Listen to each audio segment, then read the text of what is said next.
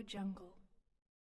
Saki, but we will appoint the councillors through an independent agency, and once it is registered in the police station that they have come up with a 498A issue, we will not register the case. 3 mandates. That's the first thing. And second thing is you have to follow certain safety websites. You should have certain safety app with you. That is a minimum SOP every woman should be taught in the family itself. There are enough SOPs across the country for every law enforcement authority, including Telangana for that matter. I guess, as I said, we are ready to take in. You can fill it. Nobody is interested to go to any educational wedding. నాకు ఎప్పుడు అన్సేఫ్గా ఉండను, నాకు ఆ situation రాదు అని అనుకొని మనం we will start from there. In fact, we have to start that it can happen not only to me, to anybody around me. So I should be prepared, I should know.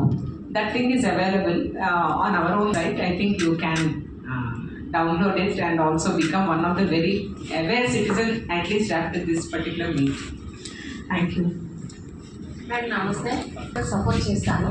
కాకపోతే ఒక మొదలుగా నాకు 2 బాబులు, కానీ ఇక్కడ పిఎస్కెళ్ళిన ఏదైనా సమస్య వచ్చినా ఏదైనా సొసైటీలో ఫస్ట్ అమ్మాయిలకే ప్రిఫరెన్స్ ఇస్తాను. వాళ్ళు నిజం మాట్లాడినా అబద్ధం మాట్లాడినా ఫస్ట్ ప్రిఫరెన్స్ వాళ్ళకే ఉంటుంది. యాజ్ నేను మదర్గా నేను అబ్బాయిలు అయినా అమ్మాయిలు, కాకపోతే ఏంటంటే ఇప్పుడు వాళ్ళు ఏది చెప్పినా కానీ మొత్తం కొడుకుని ఇప్పుడు సఖీలు ఉన్నాయి. ఇప్పుడు అబ్బాయిల పరిస్థితి ఏంటి? వాళ్ళు నిజం చెప్పినాక మాట్లాడరు. ఫస్ట్ ప్రిఫరెన్స్ అమ్మాయిలకి ఇస్తారు. ఉంటుంది. నెక్స్ట్ 100 years లో ఇంకా ఎక్కువ ఉంటుంది.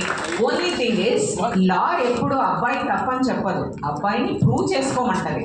మీరు ఒకవేళ మీరు సఖీ సెంటర్కి కానీ లేదంటే పోలీస్ స్టేషన్కి కానీ ఇంకో చోటికి పోయినప్పుడు మీ అబ్బాయి ఫలానా అలిగేషన్ ఒక అమ్మాయి పెడుతుంది అనుకున్నాం, ఆ అమ్మాయి రాంగ్ అలిగేషనే పెట్టింది అనుకున్నాం.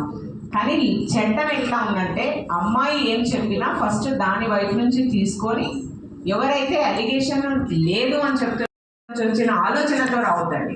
మా అబ్బాయి తప్పు లేదు అని చెప్పడం కాదు, ఎట్లా ఖచ్చితంగా చట్టం అమ్మాయి వైపు ఉంది. అంటే నేను కాదు చేసింది చట్టం, భారత రాజ్యాంగం చేసింది. అయితే చట్టం అమ్మాయి వైపు ఉన్నప్పుడు అబ్బాయి ఏం చేయాలంటే నేను ఇది చెయ్యలేదు అని చెప్పడానికి కావాల్సిన ఎవిడెన్స్ తీసుకొని వెళ్ళాలి. ఇన్ కేస్ ఏదైనా కేసు అవుతాయి okay, but otherwise in general మీరే చెప్పండి. నాకు తెలీదు, మేము ఫేస్ చేసే 1000 ఇష్యూస్లో 900 issues is because of patriarchy.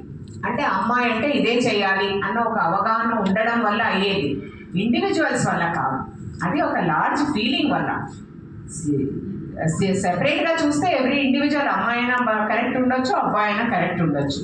So చట్టం ఎట్లా ఉంటే దానికి అనుగుణంగా మనం ప్రిపేర్ అయిపోవాలని నేను సజెస్ట్ చేయగలను.